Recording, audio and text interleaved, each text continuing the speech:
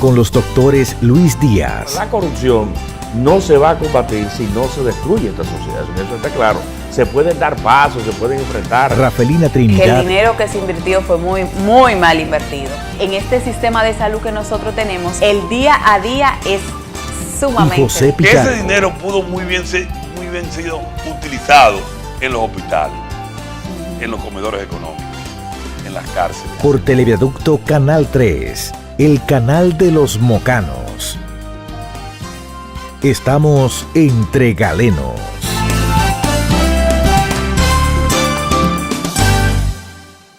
Buenas noches, amigos televidentes.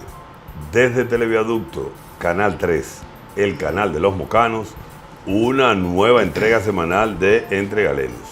Entre Galenos, el programa más completo y diferente de la televisión, su canal abierto al debate para las incertidumbres que en materia de salud individual y colectiva tienen todos y cada uno de ustedes.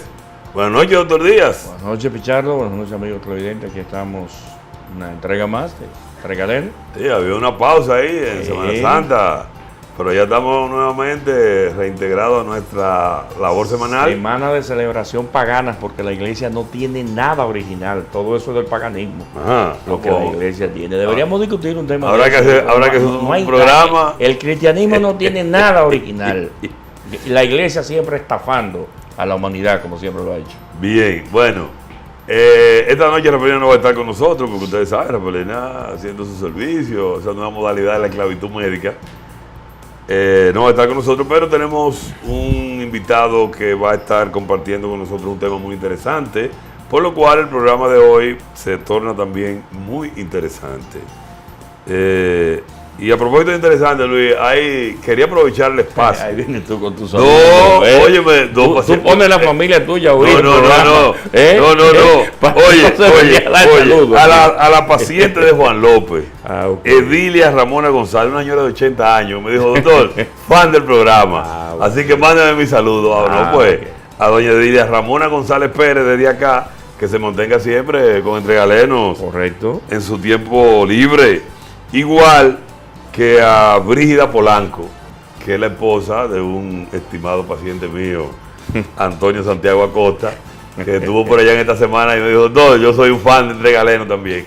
Así que a doña Brígida Polanco. La receta que tú das es ver Entre Galenos. Ver Entre Galenos, si no, eso sabe cómo es, que hay que meter esa cuña ahí. Bueno, pero nada, amigos televidentes, vamos a estar con ustedes esta noche en un programa interesante, pero antes que nada, usted tiene que proteger su corazón.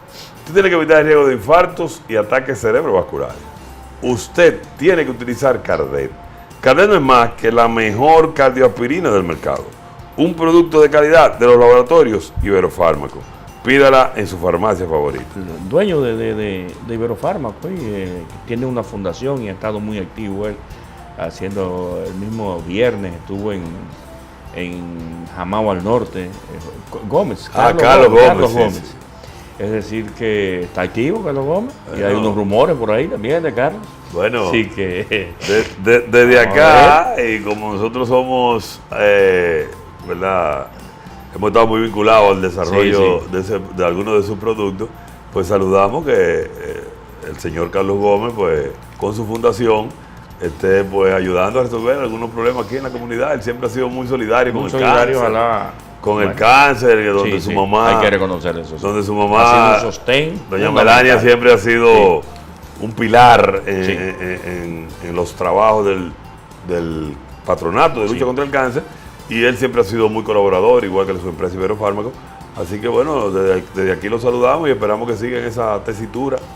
Y seguimos nosotros con nuestra introducción. Recuerden, amigos, que para usted tener una perspectiva latinoamericana de lo que pasa en el mundo, Telesur, en este mismo sistema de cable, en el canal 104, usted sintoniza a Telesur y tendrá una perspectiva latinoamericana de lo que pasa en el mundo. Recuerden que estamos en redes sociales, estamos en YouTube, en esa red social de videos. Ahí usted puede ver segmentos interesantes de programas anteriores y todos los programas desde el 2017 a la fecha. Es decir, que si por cualquier razón usted quiere recomendar el programa o dejó de verlo por cualquier situación, pues en YouTube, en la barra de búsqueda, usted pone la palabra Entre Galenos y ahí usted verá segmentos interesantes de programas anteriores y todos los programas del 2017 a la fecha. Y tenemos una cuenta en Twitter. Cualquier pregunta, sugerencia, comentario, usted la puede dejar en nuestra cuenta de Twitter. Bien, amigos televidentes, bueno, en nuestra primera sección, como siempre, Educación Ciudadana, nosotros queremos que ustedes vean este breve video porque con relación a la fecha que estamos viviendo hoy, 27 de abril, miren ustedes este recordatorio a una fecha no menos importante como lo es el 24 de abril. Miren ustedes.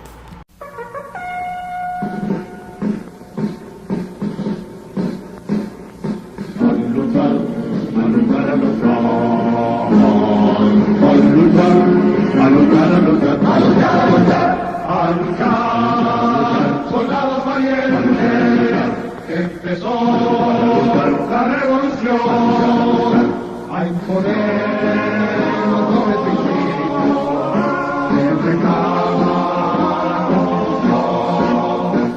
Desgarró la noche serena, las sirenas de la libertad, cual clarín que llama la guerra.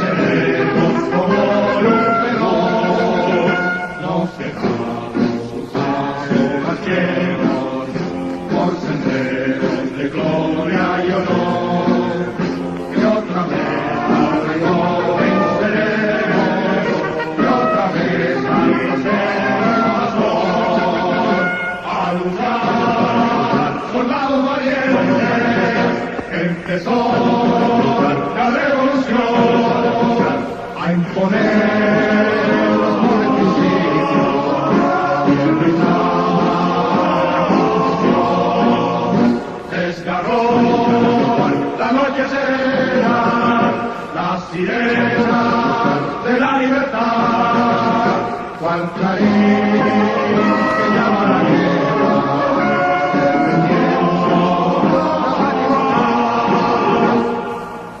Bueno, amigos televidentes, ahí está. Ese era el himno a la revolución de abril, a propósito de que el pasado 24 de abril se cumplió un aniversario más, 54 años ya hoy, como pasa el tiempo, de la gesta de abril del 65. Y mañana 28, se cumple también un aniversario más de la funesta intervención norteamericana del 28 de abril de 1965.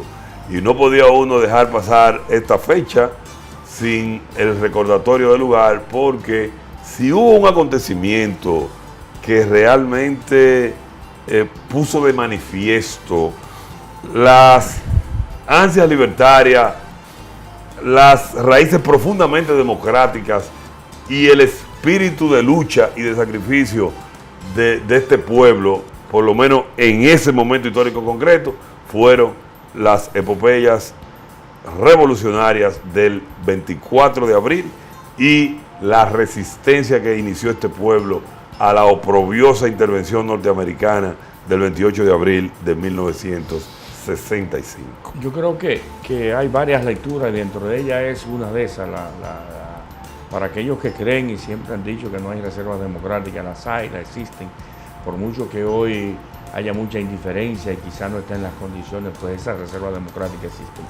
Y la otra es que esos movimientos revolucionarios solamente culminan en algo positivo para el pueblo, en la medida que son dirigidos por partidos con convicciones socialistas y revolucionarias.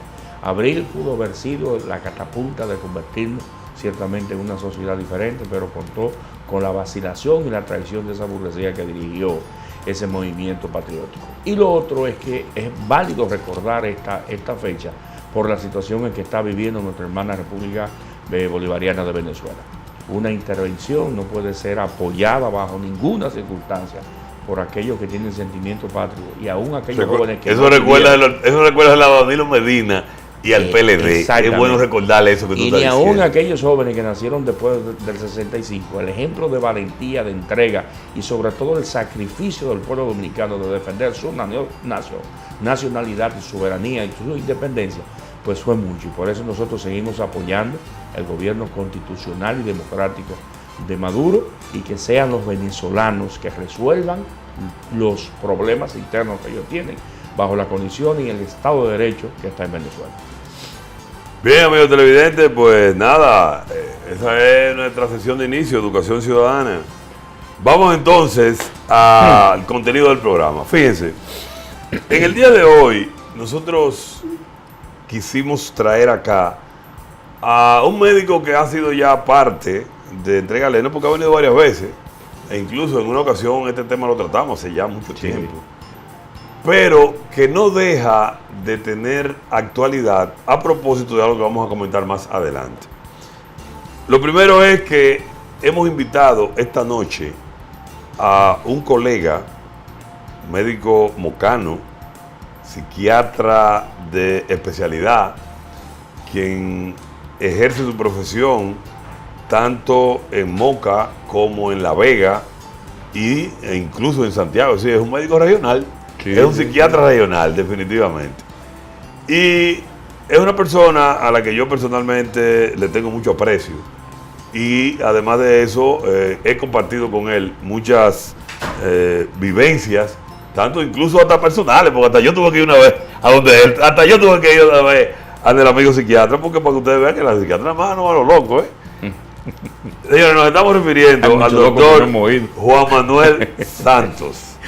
El doctor Juan Manuel Santos, quien es un destacado psiquiatra mocano, ejerce su profesión en varias clínicas de acá, de Moca, y en La Vega también, y la práctica pública la tiene en Santiago hace mucho tiempo ya. Pero el doctor Santos también ha tenido una amplia experiencia docente, y es una persona que yo estoy seguro esta noche nos va a arrojar luz a propósito de un tema que no deja de tener vigencia, que no deja de tener actualidad. Y nos estamos refiriendo al problema del suicidio. A propósito de una noticia que ya vamos a sazonarla un poquito más adelante, de un personaje latinoamericano que optó por esa vía y que ha sido noticia en los medios de comunicación en estos últimos días. Bueno, lo primero es buenas noches, doctor Juan Manuel Santos. Buenas noches, gracias nueva vez por la invitación. Para mí siempre es un placer acompañarles aquí Entre Galenos. Bien, Santos a veces no se me cabulla, es difícil conseguirlo. Sí, bueno, a veces vamos a sacarle beneficio. Pero vamos a sacarle provecho porque realmente hace tiempo que estábamos tratando de concertar una entrevista con el doctor Santos, porque es que estos temas de psiquiatría, de salud mental, como se le está diciendo ahora, y yo creo que es un término mucho más adecuado, son muy interesantes, y además la participación de él yo sé que va a arrojar luz alrededor de estos temas a los amigos televidentes que siguen el programa Entre Galenos. Ustedes saben, amigos televidentes, que la semana pasada el expresidente de Perú, Alan García, cuando la justicia peruana se disponía a echarle el guante, como dicen, a establecerle medidas de coerción a propósito de unas acusaciones que tenía en torno a los manejos corruptos de la constructora Odebrecht, pues decidió suicidarse. Y eso tuvo inmediatamente una amplia repercusión mediática, no solamente en Perú, sino también en toda América Latina, y yo diría que en una buena parte del mundo, porque, bueno, es una figura pública, como quiera que sea, y optó por suicidarse.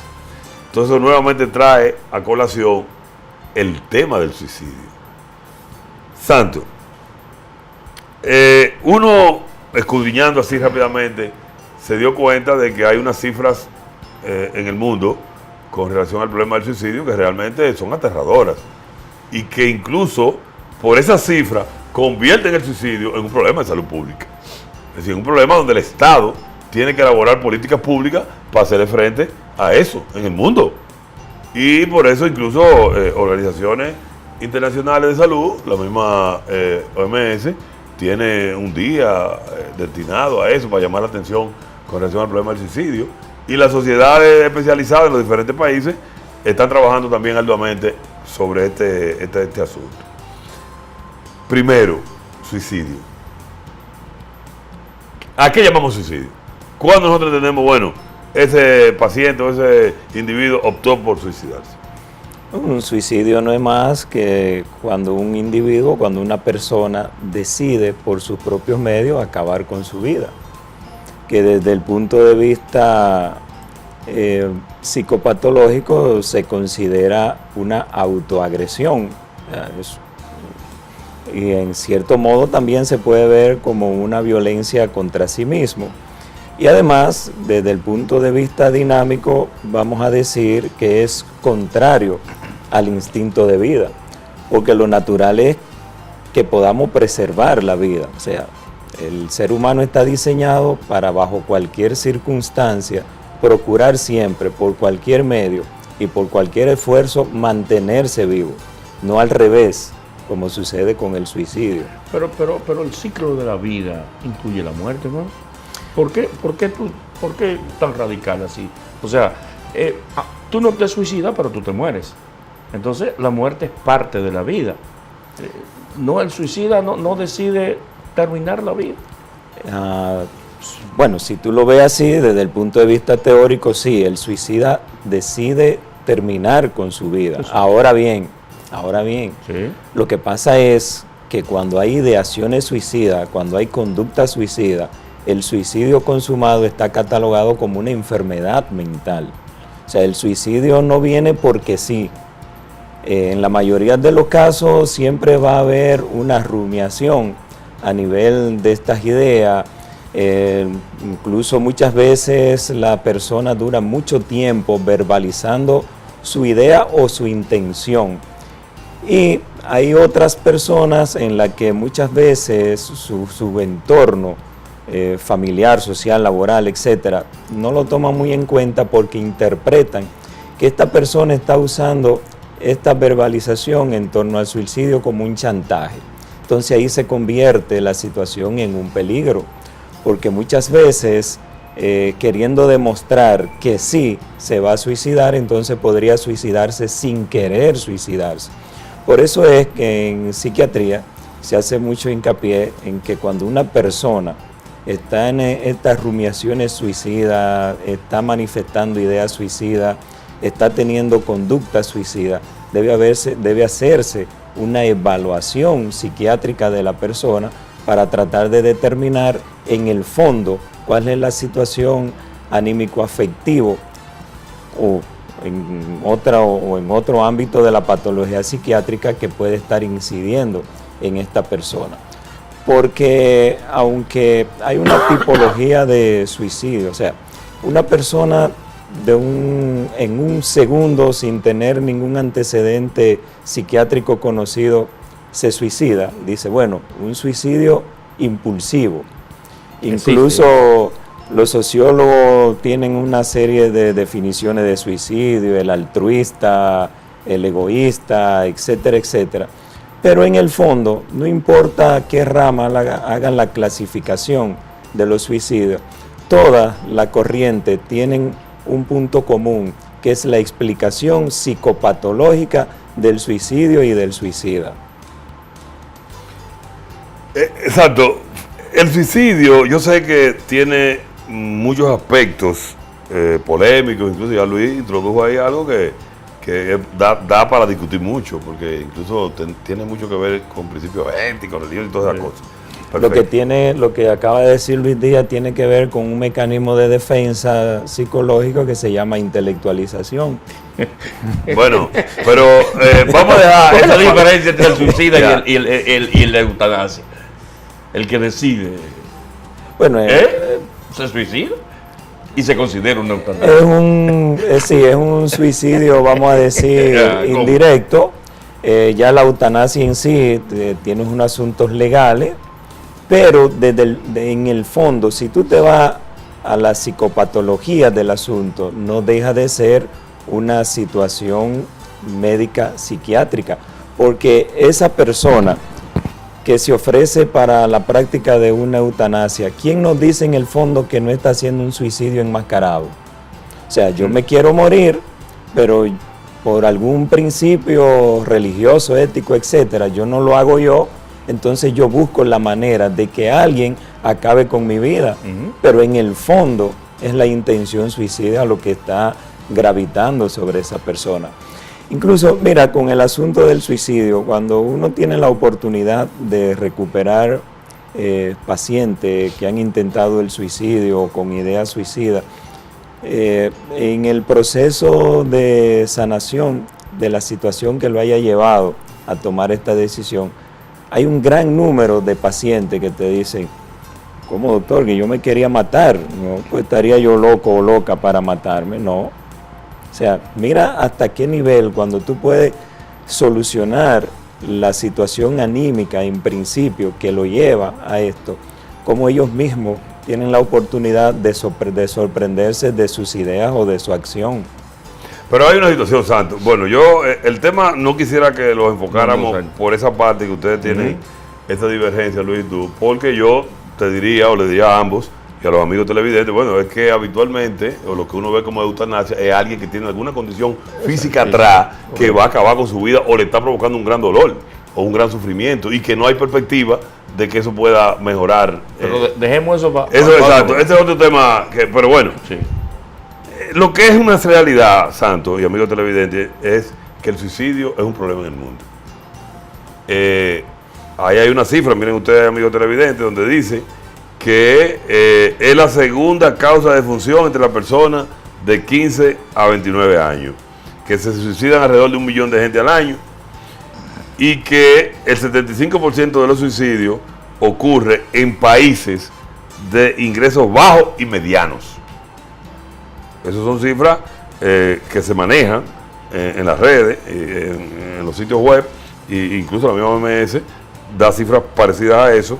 Y, oigan esto, la mortalidad por suicidio es superior a la mortalidad total causada por la guerra y los homicidios. O sea que realmente es un serio problema, el problema del suicidio, valga la redundancia, en todo el mundo. Y que las armas de fuego, los plaguicidas y el ahorcamiento son las formas como habitualmente la gente se suicida más. Es decir, tenemos un serio problema de suicidio. Una pregunta, Santos, para que tú orientes a la gente en este sentido, nos orientes a nosotros también. ¿El suicida está necesario obligatoriamente que ser considerado una persona enferma? Por ejemplo, caso de depresión. ¿Todos los suicidios están acompañados de depresión o no es así? Sí, los investigadores hablan de que toda conducta suicida, todo acto suicida, obligatoriamente en el fondo subyace un estado depresivo. Aún en estos suicidios que ocurren de repente, por ejemplo, Antonio Guzmán, una persona que no ha tenido historia psiquiátrica. Exacto. Y que vamos a suponer ¿No es el mismo Alan García? No, y vamos Alan tiene un historial, sí, tiene un historial. Vamos a suponer que, porque el historial puede conocerse o no, depende si la gente va o no al médico, pero vamos a suponer que nunca, ni siquiera de manera privada tuvo una situación que tuviera que ver con alguna patología psiquiátrica y que su debut haya sido con un suicidio. ¿Qué es lo que se plantea desde el punto de vista psicopatológico? Que en ese momento la descarga de angustia y de ansiedad sobre ese factor estresante en ese momento sobre esa persona fue tan profunda, fue tan agobiante que desbordó todos sus límites de resistencia y la única vía de escape era esa. O sea, que en un segundo te puede desencadenar todo el proceso de un curso de una enfermedad y en segundo tornarte una enfermedad grave y por lo tanto acudir a la situación del suicidio. Pero vamos, el suicidio de Hitler y de gran cantidad de militares alemanes ante la inminente derrota del Ejército Rojo en la Segunda Guerra Mundial. Hitler no se deprime. Hitler planifica el suicidio de él y de su esposa. Y el suicidio, ¿verdad? Lo de Hitler es suicidio. Sí, pero ¿sobre qué base, o sea, sobre qué base se suicidio? ¿Sobre qué estructura del yo incide esa idea? No sabemos eso. Ahora, Luis, hay una situación, Santo. Hay una situación con Hitler. Entonces, es que además, la personalidad de Hitler no es una persona. Sí, pero está bien. Emocionalmente o psicopatológicamente, como dicen los psiquiatras, normal. No lo era. ¿Pero por qué? Por sus ideales. ¿Pero cuáles son los comportamientos de Hitler? Pero una cosa son los ideales que tenga. Los puntos de vista que tiene. Pero no hay ninguna evidencia de que Hitler sufría de ningún tipo de demencia ni nada de eso. Mira, bueno, aquí tenemos al psiquiatra que bien podría decir cómo catalogar desde el punto de vista psicológico, si se quiere, psiquiátrico, a un individuo que pudo articular una teoría que fue capaz de llevar al exterminio a todos los opositores de la forma como lo hizo. Sí, no nomás los judíos. Pero no los judíos. Los judíos fueron menos, los judíos que más negocio que se acabó esto. Pero verlo en el sentido de que no es capaz de organizar todo un ejército, organizar toda una población que hace suya su idea. Porque Hitler no es el tipo solo que hace. Hitler no fue solo que llevó a cabo toda esta situación. Claro. Es el convencimiento que hizo de un pueblo de un punto de vista. Sí, porque era una personalidad que tenía el don de la atracción. O sea, era un individuo convincente. Correcto. Tenía seguidores. Sí. Tenía fanáticos. Y el fanático no razona. Bien. El fanático se va con la emoción, que le produce su líder. Eso sí, correcto, estoy de acuerdo. ¿Tú entiendes? Sí. Ahora bien, ¿qué pasa ahora que tú dices el suicidio de Hitler? No sabemos cuánta angustia manejó Hitler y durante cuánto tiempo. Y si tuvo ideaciones desde el punto de vista psicótico, no lo sabemos. No hay un historial médico psiquiátrico acabado que nos muestre todas estas situaciones. Porque mira qué es lo que pasa con la psiquiatría. La psiquiatría trabaja con el individuo. Y el individuo no es solamente orgánico. O sea, el ser humano es biología, es sociedad, es cultura. O sea, tú tienes que ver el individuo desde un punto de vista sistémico. Y cuando tú haces una evaluación psiquiátrica de una persona, tú tienes que ver cómo está su biología, tú tienes que investigar cómo está su entorno familiar, cómo está su entorno laboral, cómo está su vida afectiva, amorosa, si la tiene, cómo es su relación con los amigos, con los relacionados, con el vecindario. O sea, hay una serie de ítems que hay que tener en cuenta para tú hacer una valoración psiquiátrica. Incluso se plantea que la evaluación psiquiátrica para tú llegar a un diagnóstico debe ser prolongada en el tiempo. O sea, una sola intervención no necesariamente te dice a ti el diagnóstico definitivo de una persona. Porque muchos cuadros psiquiátricos de inicio, o sea, el debut de una patología psiquiátrica en un individuo determinado, al final no necesariamente tiene un diagnóstico definitivo que fue como lo vimos sintomatológicamente en su debut. Por eso el paciente hay que darle un seguimiento, tú tienes que verlo durante mucho tiempo y no solamente verlo, es analizar todos y cada uno de los síntomas que ese paciente expresa, porque tú puedes tener síntomas que pueden coincidir en diferentes áreas, en diferentes diagnósticos. Entonces tú tienes que ir a la raíz del problema. ¿Cuál es lo nuclear en la sintomatología de esta persona específica que en este momento yo estoy evaluando? Una pregunta, Santo, para que tú orientes mejor en ese sentido, que me parece muy interesante eso último que tú dijiste a los amigos televidentes. ¿Cómo puede la gente común y corriente detectar, intuir, óyeme, este tipo está dando unas ideas ahí que pudiera llegar a? Porque muchas veces, como tú mismo dijiste al principio, utilizan eso como chantaje, sobre todo los adolescentes. No, que yo me mato. No, que si yo no hago, que si no me dejan, ¿cómo pueden los padres lidiar con una situación así en un adolescente, pongamos? Sí, hay muchas señales que te hablan de cuando un individuo puede estar necesitando la intervención de algún médico psiquiatra. Mira, si los padres son muy observadores, vámonos con los adolescentes que tú mencionas. Cambios conductuales en el adolescente. De repente, este muchacho que tiene un patrón definido, que yo siempre lo he visto de esta y de esta manera, ahora estoy viendo que él se desvió de lo que es lo normal en su comportamiento y en su conducta. Si era un muchacho jovial, contento, comienza a aislarse, comienza a hablar mucho y a tener muchas conversaciones sobre la muerte, entra al internet a ver situaciones o informaciones que tienen que ver con la muerte, el suicidio, páginas que se pueden encontrar donde tú puedes tener informaciones de los movimientos satánicos, etcétera, etcétera.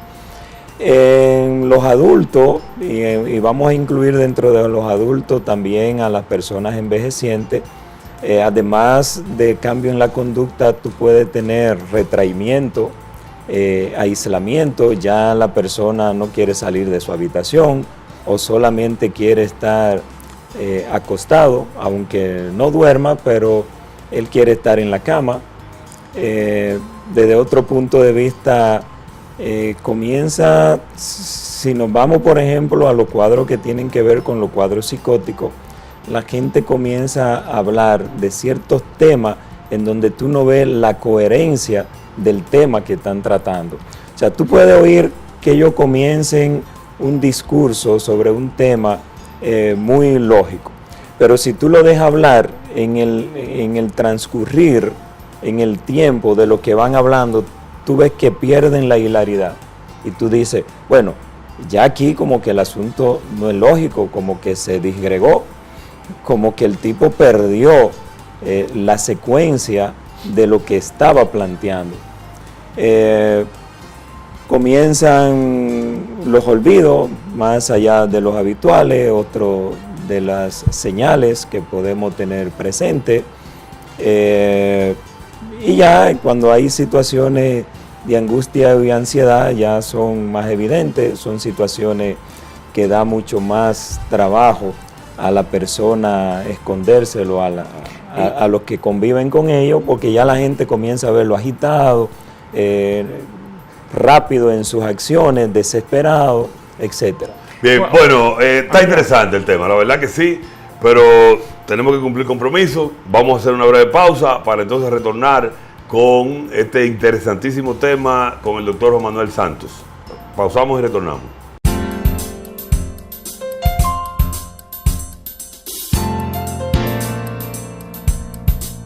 Bien, amigos, recuerden que para usted evitar el riesgo de infarto y ataques cerebrovasculares, usted tiene que utilizar Cardeno. Cardeno es más que la mejor cardioaspirina del mercado.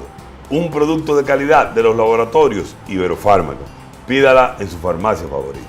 Bien, amigos, estamos aquí nuevamente con este interesante conversatorio con el doctor Juan Manuel Santos acerca del tema del suicidio, a propósito de la noticia que estuvo pues circulando bastante en los medios de comunicación, tanto en nuestro país como en América Latina y en el mundo, por la decisión que tomó el presidente de Perú, el expresidente de Perú, Alan García, con relación al caso de Brecht. Acá, y lo de aquí no porque estamos tratando este tema. A ver si estimulamos. Próximamente que se van a suicidar. Pero a ver si ellos van a entregar esto. El ejemplo. Oye, buen ejemplo, seguir. Tú sabes que han dado suicidio colectivo, esperemos que. ¿Tú te recuerdas que Beijing Young en Guyana, cuando estábamos en la universidad? Sí. ¿Por qué no se suicidan los de Brecht? Y nos quitan esa plaga encima aquí. Y nos quitan esa plaga encima de los políticos, que son unos plagosos toditos.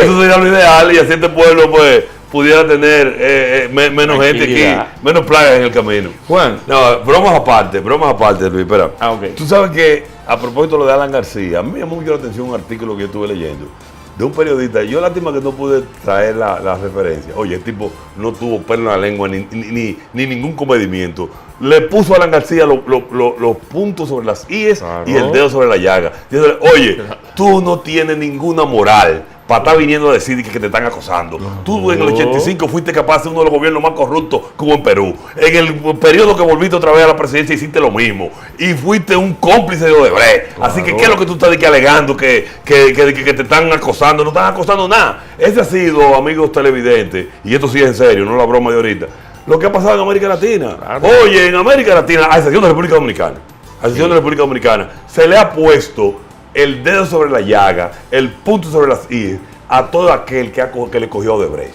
En el único país que no ha pasado eso en República Dominicana. Hasta ahora. La muerte no exime de culpa. No, pero para nada. Juan, hay una situación, en Moca se dieron 2 casos de adolescentes, porque Pichardo decía algo. Adolescentes que iniciaron una relación de noviazgo. La familia se opuso porque entendía una serie de razones, ¿verdad?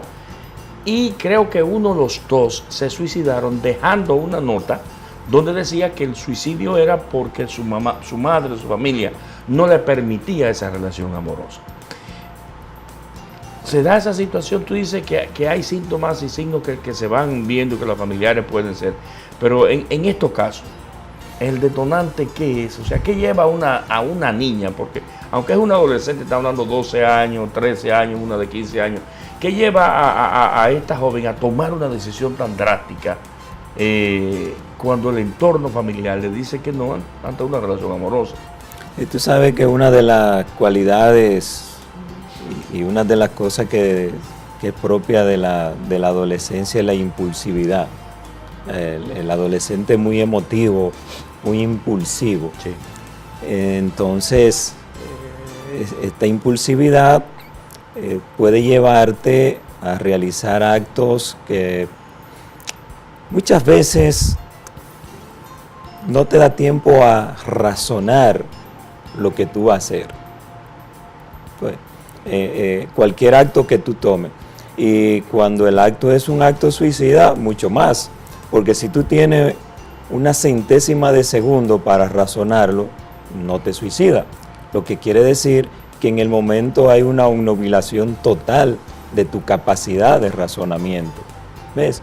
Y como te decía en el segmento anterior, está catalogado de que una situación estresante, un factor psicosocial estresante que en el momento la persona puede vivirlo como un desborde que neutraliza todo su mecanismo de pensamiento y de defensa psicológica, sí, puede llegar al acto suicida, porque en ese mismo instante, como te decía hace un ratito, te desencadena todo el mecanismo al unísono que te produce la enfermedad, que quizá a otra persona le llevó años en desarrollarlo hasta llegar a ese punto. Aquí se desencadena todo el proceso en cuestión de fracciones de segundo. Pues, además, como te decía, hay que ver situaciones angustiantes que viven estos adolescentes, durante cuánto tiempo están sumidos en las angustias, porque ellos te lo pueden disfrazar de muchas maneras. O sea, cuando tú ves que alguien, por ejemplo, y no nos vamos a referir solamente al adolescente, vamos a tomarlo el ser humano en sentido general en cualquier etapa de la vida. Cuando una persona tiene cada momento de su vida ocupado, o sea, como decimos en buen dominicano, tenemos que estar en todas. Hay una situación de la cual se quiere escapar o no se le quiere hacer frente por la situación angustiante que te provoca, que tú lo canalizas por ahí. Si estoy en esta actividad, yo me olvido de esta situación que me provoca la angustia, que es lo que yo no quiero sentir. O sea, el asunto hay que verlo con cierta profundidad, no podemos verlo tan superficial, y muchas veces hay que tratar de evitar el sensacionalismo alrededor de estos casos y evitar, como siempre, la comparación entre uno y otro, que muchas veces es el punto de frustración en los niños y en adolescentes, cuando comenzamos a compararlos a ellos con otros. No, ¿por qué tú no puedes ser como tu hermano o tu hermana mayor? ¿por qué tú no puedes ser como el hijo o la hija de fulana? A mí me gustaría que tú fueras como tal o cual.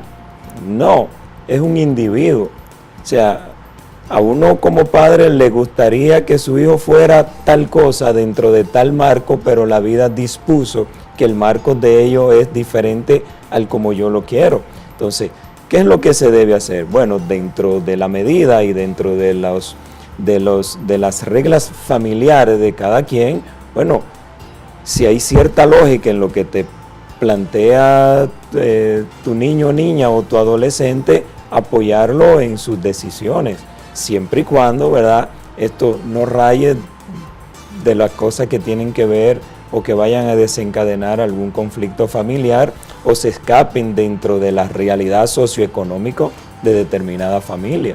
Eso hay que tenerlo en cuenta. Mira, el tema yo sé que es bastante complejo, no es fácil y uno está tratando y yo sé que Santo hace todo el esfuerzo para que la gente pueda entender bien este asunto.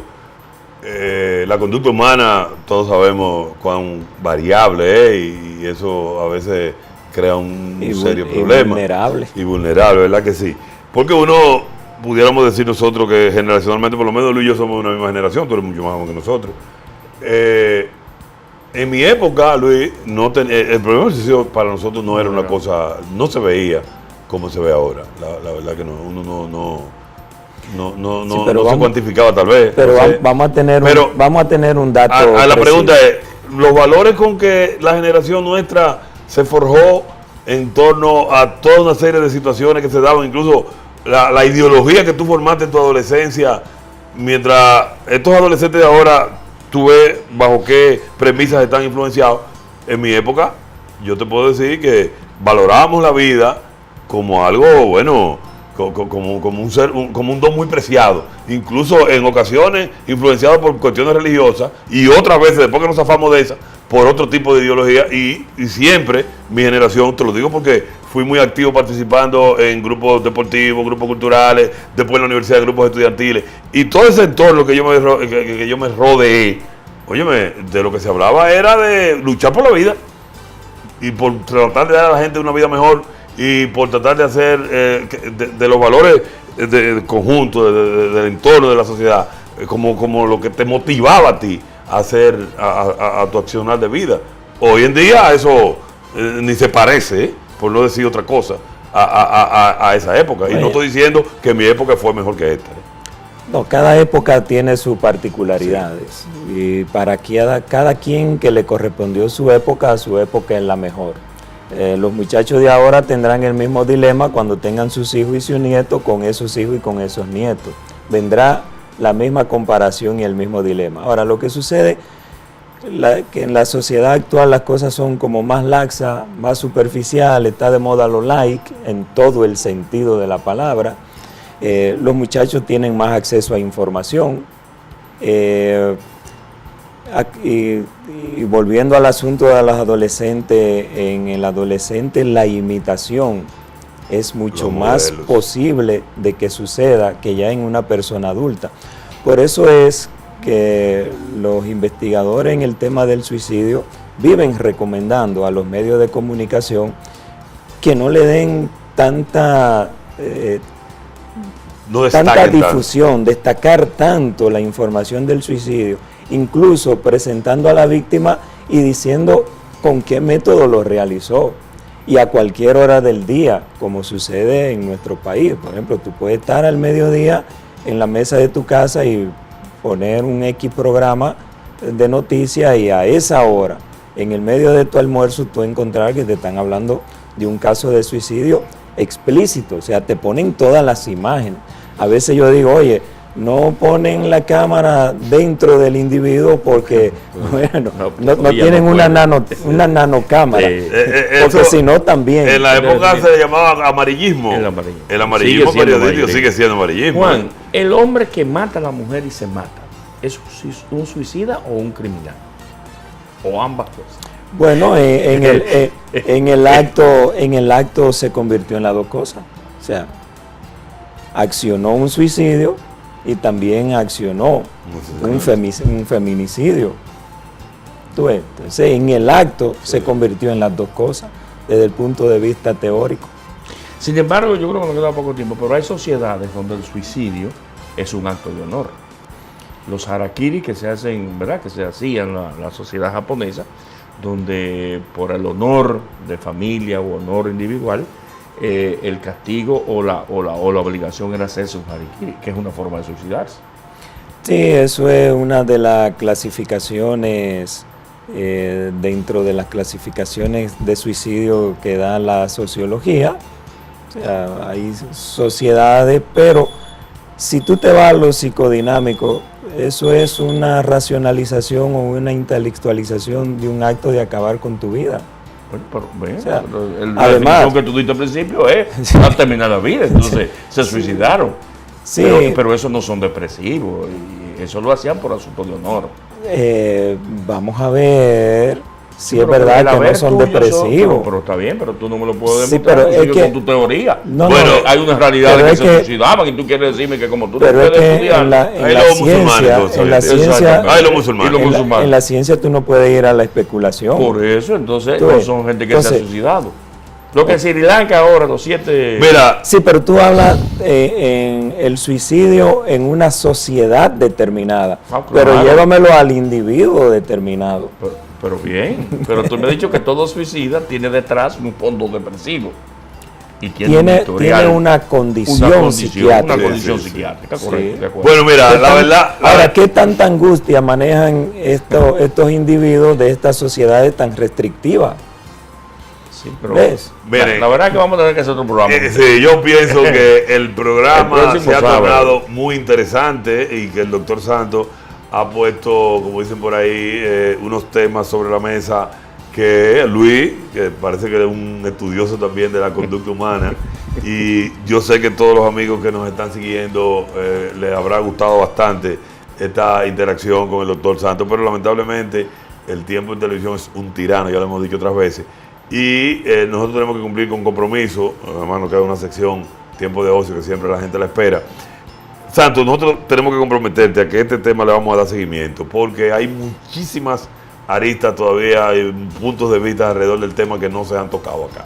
Así que vamos a comprometernos formalmente para darle seguimiento a esta intervención, estos puntos de vista alrededor del tema del suicidio. ¿Qué te parece? No, encantado. Yo siempre, para mí es grato venir a este programa, sobre todo si está la participación de Luis Díaz. Muy bien, amigos televidentes, vamos a hacer una pausa y retornamos con tiempo de ocio.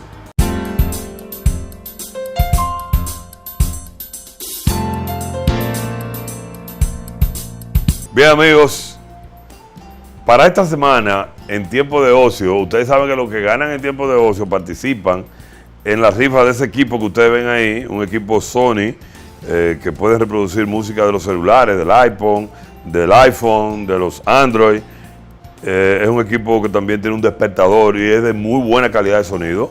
Y lo digo porque tengo uno de esos que tengo ya como 7 años con él y me ha dado muy buen resultado. Así que los que ganan en tiempo de ocio participan en la rifa de ese equipo Sony que ustedes ven ahí. ¿Y qué tenemos para ustedes en esta semana? Bueno, 2 regalos que yo sé que a la gente de tiempo de ocio le va a gustar mucho. Primer regalo que le vamos a dar, un libro que adquirimos en la Feria del Libro pasada, de Miguel Hernández, el laureado poeta español. Y es un libro que no tiene nada que ver con poesía. En este caso son prosas y un auto teatral de Miguel Hernández. Una obra rara, porque Miguel Hernández lo conocemos por sus poetas, por sus poemas, y sobre todo la gran difusión que tuvo con Joan Manuel Serrat cuando le musicalizó su poema. Pero en esta ocasión le vamos a dar eso que ustedes ven ahí.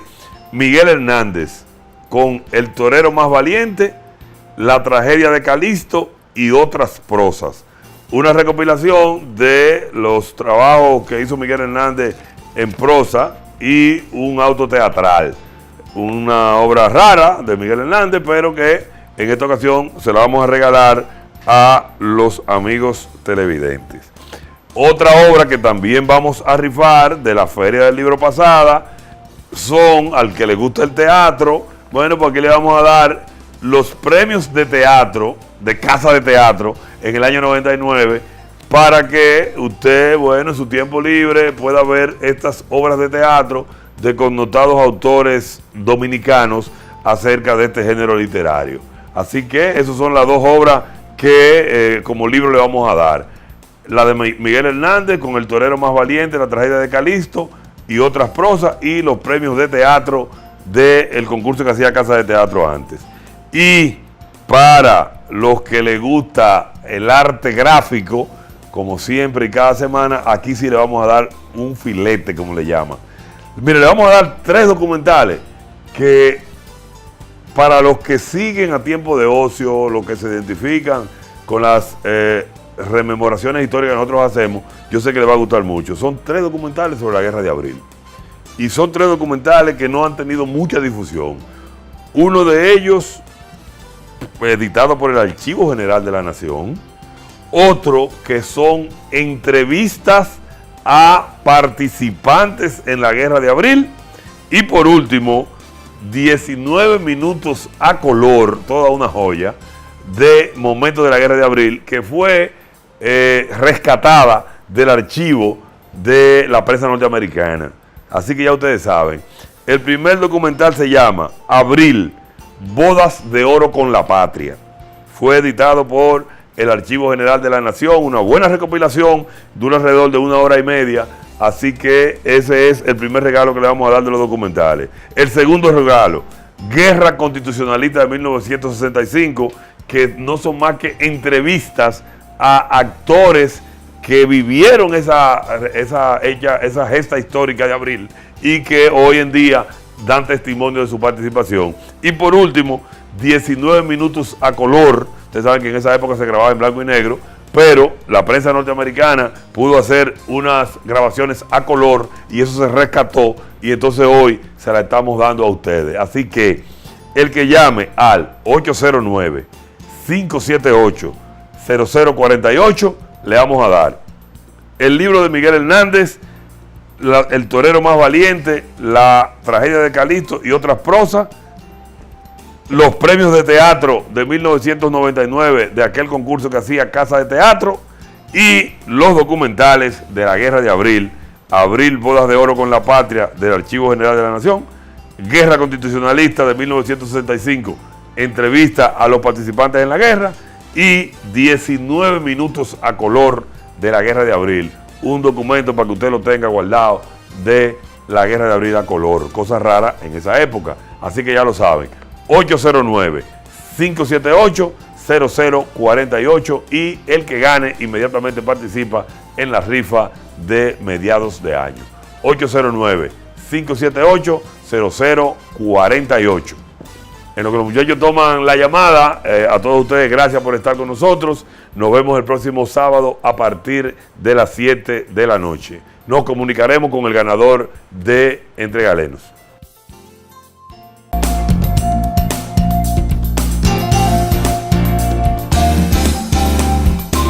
Con los doctores Luis Díaz, La corrupción no se va a combatir si no se destruye esta sociedad. Eso está claro. Se pueden dar pasos, se pueden enfrentar. Rafelina Que el Trinidad dinero que se invirtió fue muy mal invertido. En este sistema de salud que nosotros tenemos, el día a día es y sumamente José Que ese Pichardo. dinero pudo muy bien sido utilizado en los hospitales, en los comedores económicos, en las cárceles. Por Televiaducto Canal 3, el canal de los mocanos. Estamos Entre Galenos.